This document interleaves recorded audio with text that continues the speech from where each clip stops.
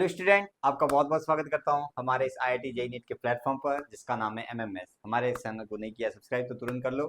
और आज आपके लिए सेकंड पार्ट लेके आया हूं, दैट इज इलेक्ट्रोस्टैटिक का। वो है अपने पास इलेक्ट्रिक पोटेंशियल। इसमें क्या क्या कवर करने वाले हैं मैं एक बार बता देता हूँ। इसमें सबसे पहले तो अपन करेंगे इलेक्ट्रिक पोटेंशियल, फिर इलेक्ट्रिक पोटेंशियल एनर्जी कवर करेंगे, और देखेंगे पोटेंशियल और इलेक्ट्रिक फील्ड के बीच में रिलेशन देखेंगे, उसका फॉर्मूला देखेंगे और उनके ऊपर ढेर सारे पीवाई करेंगे। और लास्ट में बचेगा अपने पास डाइपोल, उसको खत्म करके आज का जो अपना लेक्चर है वो कंप्लीट कर देंगे ना। तो बिना टाइम वेस्ट किए आज का जो लेक्चर है वो शुरू करते हैं।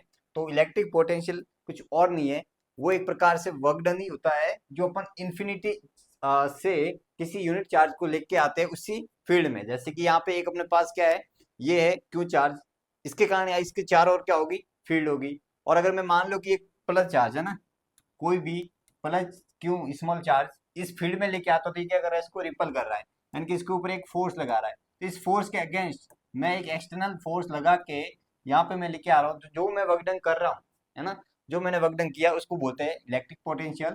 और इसके डायरेक्ट जो फॉर्मूला होता है आर डिस्टेंस पर किसी पॉइंट चार्ज के कारण, वो होता है दैट इज के क्यू अपॉन आर। ठीक है, ये आपको याद रखना है, साइन के साथ याद रखना है। अगर नेगेटिव चार्ज है, if Q is negative then अपन v को ऐसे नेगेटिव के क्यू अपॉन आर लिख सकते हैं, है ना, नेगेटिव में लिख सकते हैं, इनके साइन के साथ लिख सकते हैं। ठीक है, तो ये होता है अपने पास एक इलेक्ट्रिक पोटेंशियल। ठीक है, आगे बढ़े चलो। तो यहाँ पे वही सारी चीज लिखी है, और इसके लिए अपने पास अगर सिस्टम का पूरा निकालना है, एक प्रकार से ये तो क्या होती है, स्केलर क्वांटिटी होती है। तो सिंपली आप क्या कर दो, सारे के सारे ऐड कर दो। तो अगर मुझे इस पॉइंट पर सब चार्ज के कारण लिखना है इलेक्ट्रिक पोटेंशियल, आप क्या कर दो, सबका एक प्रकार से ऐड कर दो सिंपली, है ना। अगर नेगेटिव चार्ज है तो उसके लिए अपन नेगेटिव लिख देंगे, बस ये है, यानी कि एल्जेब्रिक सम करना है आपको। आगे बढ़े चलो। तो यहाँ पे कुछ सवाल है वो करते हैं। Electric potential at a point due to P due to a point charge of, ये दिया है कितना, दिया अपन को 50 वोल्ट दिया है। The distance of P from the, ये सिंपल है, इजी सवाल, 2023 का सबसे इजी सवाल था, क्योंकि यहाँ पे सारी चीजें दी गई है। के क्यू अपॉन आर होता है ना, एक पॉइंट चार्ज के कारण अपन को क्या दिया है, वी दिया है ना, और अपन को क्यू दिया हुआ है, यही तो पूछा है। डिस्टेंस अपन को निकालना है, यानी कि आर की वैल्यू निकालनी, के की वैल्यू पता है, इजी सवाल है, वैल्यू पुट करके आप सॉल्व कर सकते हो, तो आपके पास जो आंसर आता है निकल के दैट इज 90 सेंटीमीटर। ठीक है, अब आगे और सवाल करते हैं। अपने पास 64 आइडेंटिकल ड्रॉप्स है, charge equivalent potential of 10 millivolt, है ना। एक का अपने पास कितना है, 10 मिलीवोल्ट है। कंबाइन करते हैं एक बड़ी ड्रॉप में the potential of bigger drop का, है ना, इसका पोटेंशियल कितना होगा। तो ध्यान से देखो एक बार, तो अपन को पता है एक बड़ी ड्रॉप का अगर मुझे लिखना है तो वो हो जाएगा अपने पास के क्यू अपॉन कैपिटल आर, है ना, ये हो जाएगा। और अगर स्मॉल की बात करूं मैं तो ये हो जाएगा के क्यू अपॉन स्मॉल आर, है ना। तो अपने पास कितनी है, 64 है, 64 है। तो अपन ने डायरेक्ट पहले पता है कि वॉल्यूम है ना, वॉल्यूम है, वो अपने पास कंजर्व रहेगा, तो वॉल्यूम कंजर्व रहेगा, यानी कि 64 इंटू 4/3 पाई आर क्यूब, है ना। एक का जो वॉल्यूम है इंटू 64 करेंगे तो वो अपने पास एक बड़ी ड्रॉप के वॉल्यूम के इक्वल, है ना। एक छोटी छोटी थी जिसकी रेडियस स्मॉल आर है, और इसको कंबाइन करके बहुत सारी को अपन ने एक बढ़ा दी बड़ी ड्रॉप जिसकी रेडियस कैपिटल आर, है ना। तो यहाँ से अपन यहाँ पे सॉल्व करते तो जो अपने पास निकल के आता that is 4r is equal to capital R. ये अपने पास एक रिलेशन निकल के आया है ना। और चार्ज आपको पता है कि यहाँ पे कंजर रहेगा, ठीक है, चार्ज कंजर रहेगा। तो यहाँ पे 64 का जो चार्ज है वो अपने पास एक के ऊपर लिखना चाहो तो 64 का अपने पास कितना आ जाएगा, क्यों, तो वही रहेगा। तो यहाँ से आप डायरेक्ट लिख सकते हो, देखो ध्यान से देखना, यहाँ पे मैं कर देता हूँ। अपने पास जो कैपिटल आर का रिलेशन आया वो 4 स्मॉल आर के इक्वल है ना। एक तो ये है, अगर मुझे ये लिखना है दैट इज के क्यू डैश, है ना, Q dash upon capital R लिखेंगे, और क्यू डैश कितना हो जाएगा बताओ। स्मॉल की बात करें तो वो हो जाएगा 64 इज इक्वल टू क्यू के बराबर हो जाएगा, है ना। तो यहाँ पे वैल्यू पुट करूंगा, यानी कि क्यू मतलब क्यू डैश की वैल्यू, तो यहाँ पे 64 क्यू अपॉन कितना आ जाएगा अपने पास, ये हो जाएगा 4 इंटू आर। तो यहाँ से ये अपने पास 16 आ गया, तो यहाँ से 16 इंटू के क्यू अपॉन स्मॉल आर, है ना। तो यहाँ से 16 इंटू इसकी वैल्यू अपन को दी है 10 मिली वोल्ट, तो यहाँ पे 160 मिली वोल्ट आ जाएगा।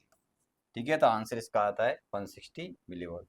बस ऐसे ही करना है, बस आपको रिलेशन याद रखना है। जो मैं आपको मेथड बता रहा हूँ इस टाइप के सवाल को कैसे सॉल्व करना है, ये सिंपली मेथड है। आप सबसे पहले तो वॉल्यूम में इसका कंजर्व करो, कंजर्व करते ही हमारे पास निकल के आया जो relation, that is R capital R is equal to 4 small R, है ना, ये रिलेशन निकल के आया।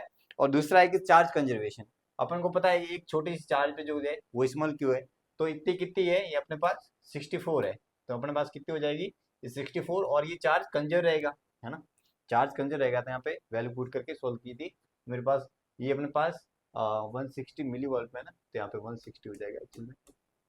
आगे बढ़े, चलो। अब अपन किसी रिंग के कारण अगर सेंटर पे देखना चाहे ना, किसी रिंग के कारण अगर इसके सेंटर पे देखना चाहे तो वो कितनी होती है, के की ओपन कैपिटल आर होती है, इसके सेंटर पे इतनी होती है। और अगर मैं हाफ के लिए देखूं तो के की ओपन कैपिटल। अब ऐसा क्यों, हाफ के लिए अगर चार्ज सेम है ना, आप देखो ध्यान से, अगर मैं इस सेंटर पे लिखना चाह रहा हूँ, एक स्मॉल चार्ज के कारण एक छोटा सा अपने पास आएगा, दैट इज डीवी, है ना, इन छोटे से डी क्यू कारण आएगा, और वो डी वी आ जाएगा अपने पास के डी क्यू अपॉन जो रेडियस है ना, रेडियस दैट इज आर। और अगर मैं इसको पूरा लिखना चाहूँ तो अपने पास आ जाएगा, ये हो जाएगा अपने पास दैट इज के अपॉन आर और डी क्यू, है ना, यही आएगा। और अगर इस पूरे डी क्यू अगर सिंपल है, यहाँ पे क्या है, डी क्यू ही तो अपना इंटीग्रेशन करना है कि सम लिखना है ना, तो यहाँ पे कितना चार्ज दिया अपन को, नेट क्यू दिया, तो यहाँ से आप लिखोगे तो वो आ जाएगा डी क्यू अपॉन आर, यही तो आएगा, है ना, तो यही तो अपने पास आ रहा है, दैट इज के क्यू अपॉन कैपिटल आर।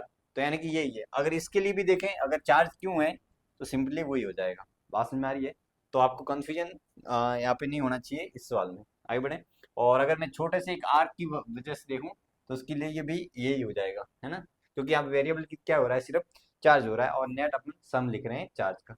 आगे बढ़े क्या, चलो आगे बढ़ते हैं। अब एक रिंग के उसके एक्सिस पे कितना होता है, वो ये यहाँ पे फॉर्मूले, ये जितने भी फॉर्मूले हैं मैं जो बता रहा हूँ वो याद रखने हैं अच्छे से, है ना, ये फॉर्मूले ही एंड टाइम में काम आते हैं। चलो, तो अब सवाल करते हैं, सवाल किस टाइप के आते हैं वो देखते हैं, है ना। अपन को लैम्बडा के फॉर्म में दिए, क्या है कि electric potential at centre of two concentrating half ring of the radii r1 and r2 have same linear charge density lambda. अपन को दोनों की जो चार्ज डेंसिटी दी है लीनियर, वो कितनी है, लैम्बडा है, दोनों की सेम दी हुई है, रेडियस r1 r2 है, और अपन को इसके सेंटर पे पूछा गया। तो अपन पता है कि सेंटर पे जो पोटेंशियल होता है एक का, दैट इज के क्यू अपन आर होती है, यही तो होगी। और क्यों अपने पास होता है, पहले तो एक लैम्बडा को समझ लेते हैं। यहाँ पे लैम्बडा क्या दिया है, लैम्बडा होता है अपने पास charge density, linear charge density, यानी यूनिट लेंथ पे कितनी चार्ज है। तो अपने पास है, पता है कि ये चार्ज क्यों है ना, ये इसके जो चार्ज क्यों है वो कितनी लेंथ पे है, ये अपन देखो, टोटल कितना होता है सर्कल का 2 पाई आर, तो इसका हो जाएगा पाई इंटू आर, है ना, तो आई, है ना, कहने का मतलब ये है। तो दोनों के लिए अपन लिख देंगे, दोनों के लिए दोनों ही चार्ज पॉजिटिव है, तो यहाँ पे पॉजिटिव जो वी नेट आएगा अपने पास वो आ जाएगा के, ठीक है। और क्यों अपने पास कितना, यहाँ से अपने पास जो क्यों आ रहा है दैट इज ले इंटू पाई आर, है ना, यही आ रहा है ना। तो अगर मैं इसकी वन की बात करूँ ना, आर वन की बात करूँ, तो आर वन के लिए हो जाएगा lambda into pi r one upon r one plus k lambda pi r two upon r two, यही तो हो जाएगा। तो यहाँ से कैंसिल हो गए आर वन आर टू से, तो यहाँ से अपने पास जो निकल के आ रहा है दैट इज 2 के लैम्बडा, और के को ही अगर चेंज करें तो ये हो जाएगा 4 पाई एप्सिलॉन, है ना, 4 पाई एप्सिलॉन आ जाएगा, और ऊपर भी तो एक पाई था, है ना, यहाँ पे पाई, पाई से ये 2 कैंसिल हो गया, पाई से पाई कैंसिल, तो यानी कि लैम्बडा बाय 2 एप्सिलॉन आ रहा है, ठीक है। तो ये आंसर निकल के आ रहा है, सिंपल है, ऐसे ही बस आपको वैल्यू समझ में आना चाहिए। तो अगर आपको फॉर्मूले याद है तो आप आसानी से कर सकते हो, आंसर अपने पास निकल के आया, that is lambda upon 2 epsilon not, ठीक है। चलो, तो आगे बढ़ते हैं, ये हो गया अपने पास सवाल। और अब आते हैं अपन होलो स्फीयर के लिए। डिफरेंट डिफरेंट जो ज्योमेट्री अपने पास है उन सब के कारण अपन किसी पॉइंट पर अपन देख रहे हैं पोटेंशियल, और उनके फॉर्मूले क्या होते हैं आपको अच्छे से रट के जाने हैं, ठीक है, समझ के फिर रट के जाने अच्छे से, ठीक है। तो हॉलो के लिए अपने पास बार होता है, ये एक प्रकार से पॉइंट चार्ज की तरह बिहेव करेगा इस केस में। तो अपने पास आउटसाइड होता है आर डिस्टेंस दैट इज के क्यू अपॉन आर, सरफेस पे के क्यू अपॉन कैपिटल आर हो जाएगा, इनसाइड के क्यू अपॉन कैपिटल आर, ये जो सरफेस पे होता है उतना का उतना इनसाइड होता है, हर पॉइंट पे सेम होता है। ऐसा क्यों, तो मैं आपको एक समझा देता हूँ, देखो ध्यान से। अपन को पता है कि अंदर की तरफ इलेक्ट्रिक फील्ड 0 है ना, तो अगर मैं इन्फिनिटी से किसी यूनिट चार्ज को लेके आ रहा हूँ, तो जो मैंने यहाँ तक वर्क डन किया वो कितना था, ये है। अब मुझे अगर यहाँ से यहाँ तक जाना है किसी भी पॉइंट तक, मान लो यहाँ से इस पॉइंट तक जाना है, तो आप ध्यान से देखोगे जो वर्क डन कर रहा हूँ वो किसके अगेंस्ट कर रहा हूँ मैं, जो फोर्स लग रहा है इलेक्ट्रोस्टैटिक वाला, उसके अगेंस्ट तो मैं फोर्स लगा के खींच के लेके आ रहा हूँ, है ना। लेकिन यहाँ पे तो फील्ड ही नहीं है, फील्ड नहीं है तो यहाँ पे जो फोर्स होगा इस साइड वो भी जीरो हो जाएगा। जब फोर्स ही नहीं होगा तो मुझे वर्क डन करना ही नहीं पड़ेगा, यानी कि जो मैंने वर्क डन यहाँ से इन्फिनिटी से जो सरफेस तक किया वो ही अंदर का अंदर रहेगा। तो बात समझ में आ गई। तो यही है इसका रीजन कि अंदर हर पॉइंट पर जो पोटेंशियल होता है वो सेम होता है एज अ सरफेस के अकॉर्डिंग। ठीक है, जितना सरफेस पे होता है उसके ऊपर और उसके इक्वल होता है। अब बात करते हैं अपन नॉन कंडक्टिंग सॉलिड स्फीयर, ये थोड़ा इंपॉर्टेंट है, बस इसको अच्छे से समझते हैं। ठीक है, इसका फॉर्मूले जो है वो याद रखने। पहली बात तो इसमें जो आउटसाइड और सरफेस पे, आउटसाइड जो सरफेस पे एज ए होलो स्फीयर की तरह होता है। अब अंदर की तरफ जो होता है, अंदर की तरफ उसका जो फॉर्मूला होता है दैट इज ये होता है। ठीक है, ये फॉर्मूला आपको याद रखना है। ठीक है, और वो कितना होता है आप देख सकते हो। वैसे इसको मैंने तो ऐसे याद किया था, इनसाइड जो फॉर्मूला आता है वो होता है के क्यू अपॉन 2r क्यू। ठीक है, और ये हो जाएगा 3r² माइनस स्मॉल r²। ऐसे आप याद रख सकते हैं ना ये। और अगर मैं बात करूँ सेंटर पे, सेंटर पे यहाँ पे आर की वैल्यू, स्मॉल आर की वैल्यू जीरो कर दोगे तो यहाँ से जो आता है अपने पास दैट इज 3/2 के क्यू अपॉन आर, यानी कि सरफेस का डेट टाइम्स होता है। ठीक है ना, 3/2 टाइम्स होता है। और यहाँ से इसके जो ग्राफ की बात करूँ तो ग्राफ इसका पहले होता है पैराबोलिक इनसाइड, और आउटसाइड जैसे सरफेस पे आता है फिर ये हाइपरबोलिक होता है। तो अगर आपको कभी ग्राफ पूछ ले कि उसके नेचर क्या होते हैं, तो इनसाइड जो होता है वो पैराबोलिक होता है और आउटसाइड होता है वो हाइपरबोलिक होता है ना। और ये जो सवाल बिल्कुल आया था कि बताओ सेंटर पे कितना होता है, तो ये भी आपको अभी मैं बता देता हूँ। ठीक है ना, तो ये देखो इसकी ग्राफ है, क्या बोला गया 2023 का ही सवाल है। Uniform charge thin sphere shell है ना, शेल का है, और अपन को बताना है कि इसका ग्राफिकल रिप्रेजेंटेशन पोटेंशियल का क्या होगा। बताओ क्या होगा। तो अंदर की तरफ कांस्टेंट रहता है और फिर धीरे धीरे डिक्रीज होता है ना। बिल्कुल फॉर्मूला बेस है, बिल्कुल एकदम इजी सवाल था, ये फॉरवर्ड के नंबर है। अब आते हैं अपन इलेक्ट्रिक पोटेंशियल एनर्जी पे, है ना। जैसे अपना जो इलेक्ट्रिक पोटेंशियल था वो खत्म हो गया। अब इलेक्ट्रिक पोटेंशियल एनर्जी क्या होती है, सिंपल है। जो अपन ने इलेक्ट्रिक पोटेंशियल पढ़ा है ना, जो इलेक्ट्रिक पोटेंशियल पढ़ा वो क्या था एक्चुअल में, यूनिट चार्ज को अपन लेके आ रहे थे। किसको लेके आ रहे थे, यूनिट चार्ज को लेके आ रहे थे, वो था अपने पास पोटेंशियल। अगर यूनिट चार्ज की बजाय अगर क्यू चार्ज का कोई लेके आए तो इसको बोलते हैं अपन पोटेंशियल एनर्जी। सिंपल है। अगर मैं यूनिट चार्ज को लेके आ रहा हूँ तब तो था अपने पास पोटेंशियल, है ना, 1 कूलम चार्ज के लिए पोटेंशियल v था। लेकिन अगर क्यू चार्ज के लिए लेके आऊँ तो अपने पास जो क्यू वी होगा that is called as electric potential energy. ठीक है, इसका फॉर्मूला ये होता है। और अगर मैं किसी दो सिस्टम के लिए देखूँ, है ना, Q1 और Q2 के लिए, अगर r डिस्टेंस पर है तो इसकी जो पोटेंशियल एनर्जी होती है that is Q1 Q2 upon r। ठीक है, ये आपको होती है, साइन के साथ लेनी है। ठीक है, चार्ज यहाँ पे साइन के साथ आए बात समझ आ गई क्या। ठीक है, तो ये पोटेंशियल एनर्जी होती है किसी दो सिस्टम चार्ज की। आगे बढ़ चलो। तो यहाँ पे अगर तीन सिस्टम चार्ज की बात करूँ मैं, है ना, अगर मान लो यहाँ पे Q1 Q2, ये है अपने पास R12, और ये अपने पास Q3, ये है अपने पास R23, और ये है R31, है ना। ये डिस्टेंसेस दिए, और इस सिस्टम की मुझे क्या लिखनी है, पोटेंशियल एनर्जी लिखनी है ना, इलेक्ट्रिक पोटेंशियल एनर्जी लिखनी है। तो सिंपल है, सबके पेयर लिख लो, है ना। पेयर तो वैसे कैसे निकालते हैं, पेयर NC2 करके निकालते हैं, है ना, यानी कि n(n-1/2). तो n की यहाँ पे नंबर ऑफ चार्जेस कितने हैं वो, यानी कि 3 है, तो यहाँ पे 3 × 2/2, यानी कि अपने पास 3 पेयर बनेंगे। कौन कौन से पेयर बनेंगे, एक तो इसका बनेगा, है ना, मैं यहाँ अलग पेन से लिख देता हूँ। एक तो इसका बनेगा पेयर, ठीक है, एक इसका बनेगा और एक इसका बनेगा। बस इन तीनों की पोटेंशियल एनर्जी नेट लिखनी है। तो अपने पास हो जाएगा दैट इज के, कॉमन आ जाएगा Q1 Q2 upon R12 plus Q2 Q3 upon R23 plus Q3 Q1 upon R31। ठीक है, ये हो गई इस सिस्टम की इलेक्ट्रिक पोटेंशियल एनर्जी। ठीक है, आप 4 के लिए भी निकाल सकते हो, है ना। 4 के लिए कैसे निकालोगे, देखो ध्यान से। ये अपने पास है Q1 Q2 Q3 और Q4। और अगर बात करूं मैं डिस्टेंस की, तो ये मान लेते हैं R12 R23 R34 और 4 1 है ना, ये अपन ने डिस्टेंस ले ली। अब इसकी अगर मुझे लिखनी है तो पहले तो सबसे पहले पेयर देखो, तो अपने पास फॉर्मूला है, कितने पेयर बनेंगे यूनिक, ये अपने पास बनेंगे 2, यानी कि 4 - 1/2 यानी कि 6 पेयर बनेंगे ना, 6 पेयर बनेंगे।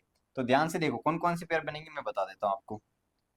सबसे पहले तो ये चारों बनेंगे यूनिक पेयर आपस में, है ना, इनके पेयर।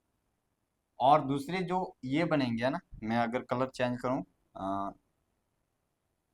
ऐसे येलो ले लेते हैं ना, तो ये वाले एक तो पेयर बनेंगे 2, ठीक है। इसके अलावा कोई और पेयर नहीं बनेंगे ना। तो यहाँ पे अगर मैं पोटेंशियल एनर्जी लिखना चाहूँ सबकी, तो क्या बन जाएगी, देखो ध्यान से। एक तो अपने पास बन जाएगी Q1 Q2 upon R12 plus Q2 Q3 upon R23 plus Q3 Q4, है ना, Q3 Q4 R34, ये अपने पास। और एक और बनेगा अपने पास, दैट इज यहाँ पे लिख देता हूँ Q4 Q1 अपॉन R41, ये 4 बन गए। और आपस में क्या बनेंगे बताओ, ये आपस में बनेंगे दैट इज Q1 Q3, तो अपने पास डिस्टेंस हो जाएगी R13 वाली, है ना, ये वाली डिस्टेंस हो जाएगी। और प्लस ये बनेगा अपने पास Q2 और Q4, है ना, तो यहाँ पे R24, है ना, ये डिस्टेंस। तो ये हो गई अपने पास एक सिस्टम की पोटेंशियल। ऐसे लिखनी है, अगर आ जाए तो आप कर लेना, अदरवाइज इस टाइप की लेंथी सवाल देंगे नहीं, बट फिर भी आ जाए तो कर लेना ना। तो यहाँ पे वही मैंने लिखा है, ये सारी चीज़ें मैंने बता दी, पोटेंशियल एनर्जी क्या होती है। और सेल्फ एनर्जी, ये फॉर्मूला बस आपको याद रखना है ना, खुद को क्रिएट करने के लिए जो एनर्जी बनती है ना चार्ज को, यहाँ पे सेल्फ एनर्जी होती है हॉलो स्फीयर की, that is KQ² upon 2R, और इसकी होती है सॉलिड स्फीयर की होती है 3KQ² अपॉन 5R, है ना, ये होती है। आगे बढ़े चलो। अब देखते हैं relation between field, electric field and electric potential, है ना। ये फॉर्मूला होता है इसका, है ना, यहाँ dV is equal to minus E.dr, ये होता है अपने पास फॉर्मूला। और ये सारी चीज़ें यहाँ पे लिखी है, there is a maximum loss of potential in direction of electric field, है ना, कहने का मतलब जो इलेक्ट्रिक फील्ड लाइन होती है वो हमेशा हाई पोटेंशियल से लो पोटेंशियल की तरफ मूव करती है ना, ये आपको याद रखना है, ठीक है। यहाँ पे और लिखा field flow from high potential to low potential, यही लिखा गया है ना। We move the perpendicular to 90 degree the delta, है ना, कहने का मतलब ये है कि जैसे मान लो कि ये फील्ड लाइन है, अगर मैं इसके परपेंडिकुलर जाता हूँ, है ना, तो इस परपेंडिकुलर पे अगर मैं हर पॉइंट पर जो पोटेंशियल देखूं वो हमेशा सेम रहेगा, जिसको अपन बोलते हैं, आगे जाके बोलेंगे, इक्वी पोटेंशियल सरफेसेस, है ना, यानी कि हर 90 डिग्री एंगल पे अगर एक सेम लाइन लिखता हूँ, तो यहाँ पे जैसे कि अगर मैं पॉइंट चार्ज की बात करूँ, है ना, पॉइंट चार्ज की फील्ड लाइन ऐसे होगी, बताओ, पॉइंट चार्ज की जो फील्ड लाइन ऐसे होगी। और इनके अगर मैं एक स्फेयर लेता हूँ, है ना, एक मैं क्या लेता हूँ, स्फेयर लेता हूँ, तो इसके हर पॉइंट पर जो अपने पास पोटेंशियल होगा वो क्या होगा, सेम होगा, ठीक है, क्या होगा, सेम होगा। बात समझ आ गई क्या, इसको अपन बोलते हैं इक्विपोटेंशियल सरफेस है। यहाँ पे ये देखो, ये क्या है, सारी इक्विपोटेंशियल सरफेस है। यहाँ पे पोटेंशियल हर जगह सेम है, लेकिन यहाँ पे देखो, इन दोनों कंपेरिजन में पोटेंशियल डिक्रीज हो जाएगा, यहाँ का ज्यादा है, यहाँ पे कम है, फिर धीरे धीरे कम होता जाता है। लेकिन इसका अगर मैं बात करूँ एक चार्ज को यहाँ से यहाँ लेके जाना है, मान लो इसके पॉइंट से इसी दूसरे पॉइंट पर लेके जाना है, तब तो मुझे वर्क डन नहीं करना पड़ेगा, ठीक है। लेकिन यहाँ से यहाँ तक लेकर जाना है, यहाँ से यहाँ तक लेके जाना है, तो मुझे वर्क डन करना पड़ेगा, क्योंकि यहाँ पे पोटेंशियल में चेंज आता है। और अगर मुझे वर्क डन करना है तो वो कितना आता है, डेट इज डेल्टा V, ठीक है। ये आपको फॉर्मूला भी याद रखना है, कई बार सवाल आए हुए इसके ऊपर भी, तो आपको सॉल्व करना पड़ेगा, ठीक है। बात समझ में आ गई क्या, चलो आगे बढ़ते हैं। अब सवाल करते हैं, क्या दिया गया है कि non uniform electric field is given as, और पोटेंशियल अपन को डिफरेंस बिटवीन इनके बीच में फाइंड करना है। तो सिंपल है, अपने पास dv क्या था, -.dr, है ना, तो तीनों के लिए अलग अलग दिखेंगे। x के लिए अपन लिख देंगे dx, है ना, माइनस का, और i कैप, प्लस y के लिए क्या लिखेंगे, y.dy, j cap, plus z के लिए dz, j k cap, sorry, है ना, k कैप हो जाएगा। तो ये अपने पास माइनस के सारे होंगे। और अगर आप बात करो पूरी पोटेंशियल निकालना है, तो इंटीग्रेशन कर देंगे अपन, है ना, हर जगह dv का इंटीग्रेशन तो v आ जाएगा। और अगर आप करो इंटीग्रेशन तो ये हो जाएगा x square I cap plus Y square by two ऊपर आएगा ना, आगे बाय टू आएगा, और जेड स्क्वायर के कैप। और यहाँ से वैल्यू पुट कर दो, है ना, लिमिट लगा दो। लिमिट क्या लगा दोगे, है ना। और यहाँ पे जैसे बात करूँ, यहाँ 2 9 की है ना, तो अगर मैं सबकी लिमिट लगाऊंगा, मैं डायरेक्ट लिख देता हूँ यहाँ पे 2 5 - 3 से 9 - 3 और 1 की। एक बार पुट कर दो, सॉल्व कर दोगे तो आपके पास आंसर निकल के आ जाएगा। ठीक है, तो ये किया गया है, यहाँ से वो सारी चीज़ें लिखी गई। इस टाइप के सवाल आते हैं। दूसरा अपने पास ये होता है पार्शियल डिफरेंशिएशन, है ना। पार्शियल डिफरेंशिएशन होता क्या है, मैं समझा देता हूँ कि जैसे अपन नॉर्मल डिफरेंशिएशन में क्या करते हैं, एक को वेरिएबल मानते हैं, एक को कांस्टेंट मानते हैं, फिर वापस डिफरेंशिएट करते हैं, एक को वेरिएबल मानते हैं, फिर दूसरे का, है ना। लेकिन यहाँ पार्शियल में ये होता है कि जिसके अपन रेस्पेक्ट में कर रहे हैं इसको ही सिर्फ वेरिएबल मानेंगे, बाकी को कांस्टेंट मानते हैं, ये बात है। ठीक है, तो ये अपने पास अगर निकालना है, अब अगर मुझे पोटेंशियल दिया है फंक्शन, तो अब मुझे अगर इलेक्ट्रिक फील्ड निकालनी है तो ये तीनों फॉर्मूले काम में आएंगे, यानी कि उसका पार्शियल डिफरेंशिएशन करना है। ठीक है, तो अब आते हैं सवालों पे। जैसे यहाँ पे दिया गया अपने पास v = 3x², क्या दिया है, 3x² दिया है। और इसको कैसे सॉल्व करेंगे, क्या लिखा है, electric field at a point, अपन को फील्ड बतानी है। तो फील्ड बतानी है तो सिंपल है, dv/dx कर दो, है ना। तो ये हो जाएगा अपने पास 6x, है ना। ये अपने पास इलेक्ट्रिक फील्ड आ गई, और कहाँ पे बतानी है, 1,0, यानी कि 1 वैल्यू पुट करूंगा तो 6 आ जाएगा, और ये माइनस का आएगा ना, आई कैप आ जाएगा, ये आ जाएगा एक्स डायरेक्शन में माइनस का जे। तो यहाँ पे वही लिखा है, क्या लिखा है बताओ, कि 6, पहले तो ये ऑप्शन तो गए दोनों, और 6 और नेगेटिव अलग, है ना, नेगेटिव एक्सिस के अलग आ जाएगा, है ना। तो ये भी डायरेक्शन का भी आपको मेन रोल याद रखना है। ठीक है, डायरेक्शन यहाँ पे इंपॉर्टेंट प्ले रोल करती है ना। तो ये था अपने पास फील्ड के बीच में रिलेशन पोटेंशियल के साथ, है ना। अब जो लास्ट टॉपिक है दैट इज डाइपोल, है ना। डाइपोल होता क्या है, सिंपल है, अगर दो चार्ज इक्वल है, प्लस क्यू और माइनस क्यू, और बहुत क्लोज डिस्टेंस पर आपस में पड़े हुए हैं ना, तो इसका जो सिस्टम बनता है इसको अपन बोलते हैं डाइपोल, है ना। प्लस माइनस जो अपने पास चार्ज का सिस्टम बना है इसको बोलते हैं। और अगर मैं बात करूँ इसके बीच में डिस्टेंस 2a लेंगे अपन, 2a लेने का रीजन ये है कि मतलब ये दो भागों में अपन ऐसे डिवाइड करते हैं ना डिस्टेंस को, बस ये रीजन है, बाकी कुछ नहीं। और इसका जो डाइपोल मोमेंट होता है ना, इसको डाइपोल मोमेंट को पी से रिप्रेजेंट करते हैं, वो किसी चार्ज और उनके बीच की जो सेपरेशन है इसके प्रोडक्ट के इक्वल होता है ना। और इसकी जो डायरेक्शन होती है, वो डायरेक्शन की अगर बात करूँ तो वो negative charge to positive charge होती है। समझ आ गई क्या। तो ये डायरेक्ट आपको पूरा चार्ट दिया है यहाँ पे बना के, इसमें आपको एक एक्सिस पर किसी इक्वेटोरियल पॉइंट पर, है ना, और किसी जनरल पॉइंट पर जो फील्ड और पोटेंशियल क्या क्या होते हैं वो यहाँ पे सारी चीज़ें लिखी गई है ना। तो यहाँ पे देखो, सबसे पहले तो मैं इलेक्ट्रिक फील्ड की बात करता हूँ, तो एक्सियल पे जो होती है अपने पास एक्चुअल में ये निकल के आती है। लेकिन अगर मैं इसको यहाँ पे एक शॉर्ट डाइपोल माना है ना, शॉर्ट डाइपोल मतलब इन द सेंस बहुत छोटा है कंपेयर टू डिस्टेंस के अकॉर्डिंग, है ना। तो यहाँ पे डायरेक्ट इसका आंसर आता है दैट इज 2 kp/r³। और ये जो अपने पास आता है पोटेंशियल जो आता है kp/r², ये आपको याद रखना है एक्सिस पे। और इक्वेटोरियल पे जो पोटेंशियल होता है वो तो 0 होता है, और जो अपने पास फील्ड होती है वो kp/r³, इसकी हाफ होती है ना, ये 2 टाइम्स है यहाँ पे इससे। ठीक है, और अगर बात करूँ मैं किसी जनरल पॉइंट पे, तो ये आपको फील्ड का फॉर्मूला याद रखना है दैट इज kp/r³ और √3 cos² θ+1, है ना। यहाँ पे ये जो थीटा एंगल ये रिप्रेजेंट करता है। और यहाँ पे अगर इसकी नेट निकाला ना, यहाँ पे अगर मैं इसकी नेट निकालूँ, इस डाइपोल के कारण यहाँ पे जो नेट फील्ड आती है जो यहाँ से एंगल बनाती है दैट इज अल्फा, और इस अल्फा और जो थीटा के बीच में एंगल में जो रिलेशन होता है that is tan alpha = tan θ/2। और यहाँ पे किसी जनरल पॉइंट पे जो पोटेंशियल होता है kp cos θ/r² होता है। ठीक है, तो ये सारे चीज़ें आपको एक शॉर्ट में यहाँ पे एक पेज में आपको चार्ट बना के दे दिया आराम से। ठीक है, तो सारी चीज़ें याद रखनी है, जनरल पॉइंट पे याद रखनी है ना। और अगर बात करूँ यहाँ पे डायरेक्शन की, है ना, इलेक्ट्रिक फील्ड की डायरेक्शन की बात करूँ, तो इक्वेटोरियल पे जो ऑपोजिट होती है कंपेयर टू यहाँ पे डाइपोल मोमेंट्स, है ना। अगर मैं डायरेक्शन की बात करूँ तो यहाँ पे माइनस आ जाएगा ना, -p, कहने का मतलब ये डाइपोल मोमेंट इस तरफ है, तो अपने पास जो फील्ड लाइन होगी वो इस तरफ होगी ना, डायरेक्शन फील्ड इलेक्ट्रिक फील्ड की इस तरफ होगी। आगे बढ़े, चलो।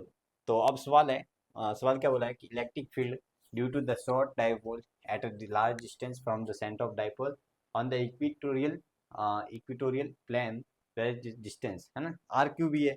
देखो यहाँ पे जो हर जगह अपन देख रहे हैं इलेक्ट्रिक फील्ड आर स्क्वायर के प्रोपोर्शनल, है ना, 1/r² के प्रोपोर्शनल थी, यानी कि हर जगह स्क्वायर की मतलब स्क्वायर आ रहा है ना पावर में आर के। लेकिन यहाँ पे जो अपने पास आता है डाइपोल के लिए वो 1/r³ आता है, तो ये आपको मेन याद रखना है, ठीक है, r² नहीं आएगा।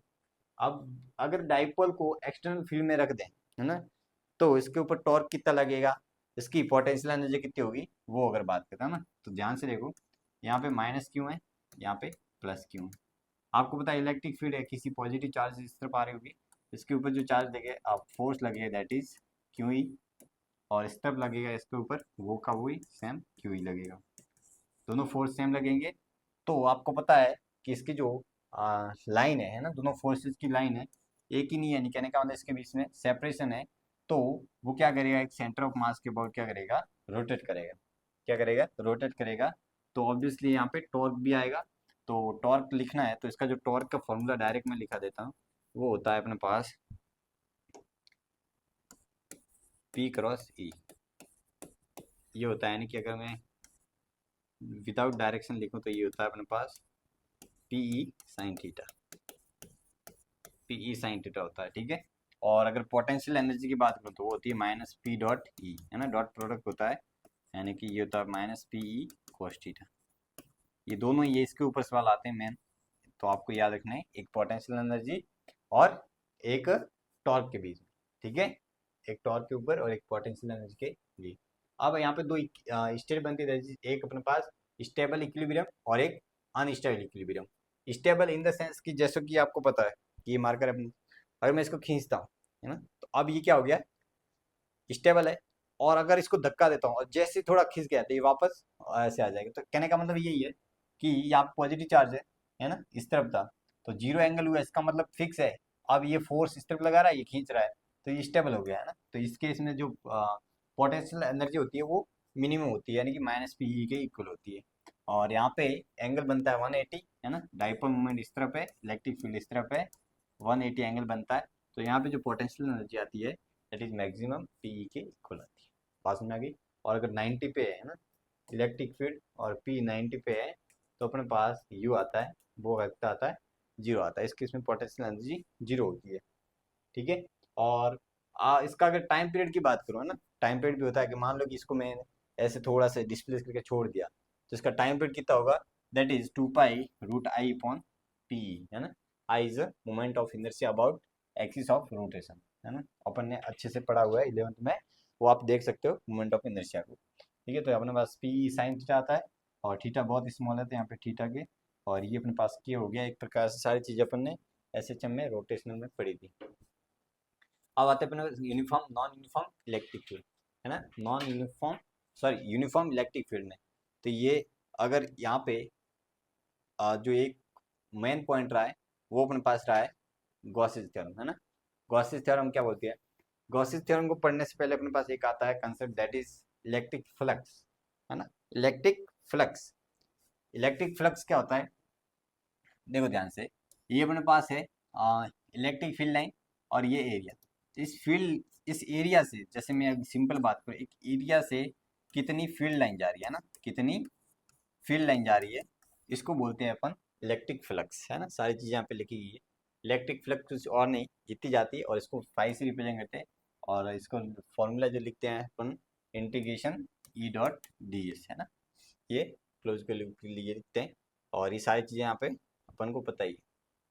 तो यहाँ पे गॉसेस लॉ आता है, बहुत इंपॉर्टेंट है इनका, जो यहाँ पे लीनियर जो अपने पास था, है ना, डॉट डॉट प्रोडक्ट किसके साथ, एरिया और इलेक्ट्रिक फील्ड के साथ जो आता है वो किसके इक्वल होता है, जो क्यू इंक्लोज है ना, क्यू इंक्लोज मतलब इस सरफेस क्लोज लूप के अंदर जो सरफेस में क्यू इंक्लोज में जो नेट चार्ज है, ठीक है, अपॉन एप्सिलॉन के इक्वल होता है। तो यहाँ पे वही लिखा है कि द नेट इलेक्ट्रिक फ्लक्स, है ना, ये क्या है, इलेक्ट्रिक फ्लक्स, ये इलेक्ट्रिक फ्लक्स है through the any close surface, है ना, इस क्लोज सरफेस इक्वल कितने होता है, किसके इक्वल होता है, 1/ε0 times the net charge enclose by the close surface, यानी जो क्लोज सरफेस है इनके नेट क्लोज जो भी है इसके 1/ε टाइम्स होता है। ये सारी चीजें इन्होंने दी थी। अब देखो यहाँ पे थोड़ी इंपॉर्टेंट बात बता देता हूँ कि यहाँ पे जो चार्ज लिया है वो अपन ने कौन सा लिया है, ये इंक्लोज वाला ही लिया है, इसका कोई रोल नहीं है, यहाँ पे इंक्लोज चार्ज लिया है, क्योंकि यहाँ पे जो फ्लक्स आ रहा है ना, जितनी पास हो रही है अंदर उतनी उतनी बाहर निकलेगी, है ना। इससे फील्ड लाइन जितनी भी अंदर जा रही है उतनी उतनी बाहर भी निकलेगी, तो यानी कि पॉजिटिव और नेगेटिव इक्वल है, तो यहाँ पे नेट इसका तो जीरो आ रहा है, यहाँ से बाहर ही निकली तो इसका जो नेट फ्लक्स आएगा। बट यहाँ पे अगर मैं बात करूँ इलेक्ट्रिक फील्ड की, तो वो अपन को लिखनी है नेट इलेक्ट्रिक फील्ड, ठीक है। यहाँ पे जो फील्ड लिखनी होती है वो नेट लिखनी होती है, यानी कि इस चार्ज के कारण भी यहाँ पे फील्ड लिखनी पड़ेगी आपको, ठीक है। वो यहाँ पे नेट लिखनी है, ऐसा नहीं कि आप इस Q4 को अवॉइड कर दो, तो ये बात आपको ध्यान रखनी है, ठीक है।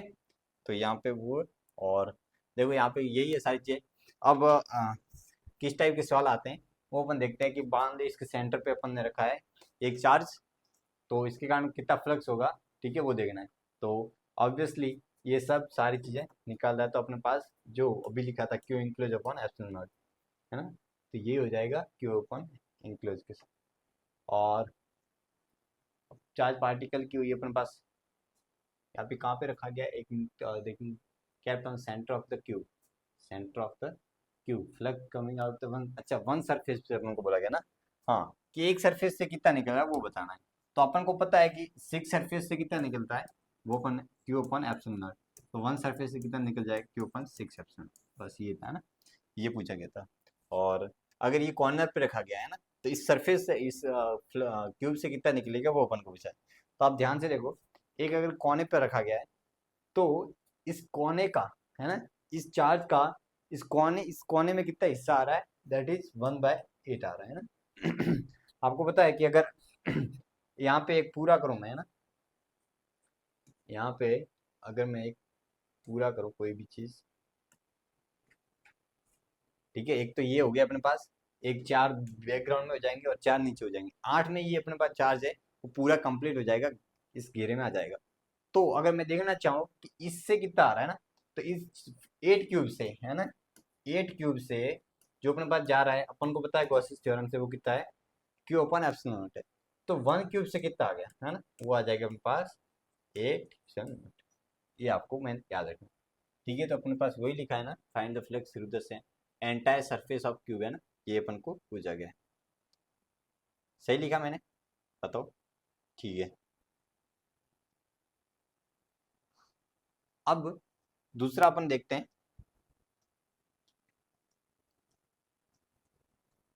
सवाल कहाँ गया, हम्म, यहाँ पे एक थोड़ा सा अपन करेक्शन कर देते हैं। अगर बात करो अगर सरफेस की, है ना, चलो यहाँ पे वो जो अपने पास आंसर आया वो सही था। अब अगर मैं बात करूँ एक सरफेस की, यहाँ पे कि सरफेस से कितना निकल रहा है ना, अगर मैं एक सरफेस की बात करूँ तो वो कितना निकल रहा है, तो ध्यान से देखो, जो ये वाली सरफेस है जो इसके कांटेक्ट में है ना, ये वाली सरफेस, ये वाली सरफेस, और ये वाली सरफेस, आपको पता होगा इस चार्ज के कारण इस सरफेस से कोई कट लाइन नहीं जाएगी, यानी कि अगर मैं इससे लिखूं तो फाई कितना बन रहा है, जीरो, है ना, इससे जीरो, इससे जीरो, और तीन से जीरो, यानी कि तीन पे अगर मैं लिखूं तो अपन पता है कि अपने पास आ जाएगा, so, तीन सरफेस पे जो आ रहा है that is Q by eight epsilon naught, तो वन सरफेस पे कितना आ जाएगा 24 एप्सिलॉन नॉट, है ना। तो ये भी आपको कभी पूछ ले तो आपको ऐसे नहीं बताना है कि एक सरफेस पे सिक्स क्या आधा कर दिया ना, 1/6 नहीं करना आपको, 48 नहीं आएगा, 23 आएगा, बात में आ गई, ठीक है। तो ये भी मैंने आपको याद रखना है, आगे बढ़े। तो एक सवाल है, और इसमें क्या बोला गया है, सिंपल है कि spherically symmetric charge distribution is a considered, है ना, कंसिडर विद चार्ज डेंसिटी अपन को दिया है, चलो ठीक है। और क्या पूछा गया है, is distance from R O position the electric field at point P, है ना, यहाँ पे अपन को निकालनी है पी, तो कैसे करेंगे, सिंपल है, अपने पास अपने को पता है कि रो दिया है ना, डेंसिटी दी गई है, और अपन को क्या दिए गए, फील्ड पूछी है क्या, फील्ड पूछी, तो अपन को पता है अंदर की तरफ जो फील्ड आ रही थी, है ना, वो कितनी आ रही थी, रो आर अपन 3 एप्सिलॉन, है ना, ये इलेक्ट्रिक फील्ड आ रही थी इस साइड, लेकिन यहाँ पे तो रो भी वेरी कर रहा है, तो रो वेरी कर रहा था, हमें पुट कर दो और एक छोटे से के कारण लिख दो, तो आपको बस कुछ और नहीं करना है, नहीं तो ऐसे कर सकते हैं आप, एक गॉसियन सरफेस बना ला ना, दूसरे तरीके से अपन करते हैं एक बार,